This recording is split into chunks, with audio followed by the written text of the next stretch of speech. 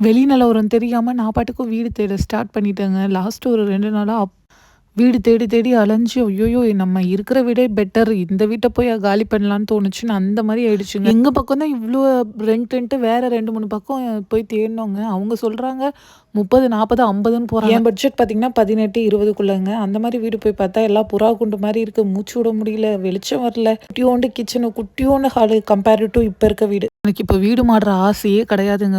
நம்ம இந்த ஊர்ல பொழைக்க தாங்க வந்திருக்கோம். லக்ஸூரியஸாலாம் வாழ வந்துல்ல. அதனால எதா இருந்தாலும் அட்ஜஸ்ட் பண்ணிக்கிட்டு இருக்க வேண்டியது தான். சரி வாங்க இன்னைக்கு என்னென்ன சாப்பிட்டோம், சமைச்சோன்றத பார்க்கலாம். காலையிலேயும் தோசையும், சிக்கன் கறியும் வச்சிருந்தேன். கூட கொஞ்சம் கீமாவும் ஆர்டர் பண்ணியிருந்தோம்.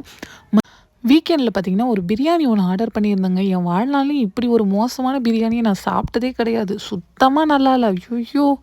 இனிமே அந்த கடை பக்கமே போக்கூடாதுன்னு முடிவு பண்ணி வச்சுட்டேன்.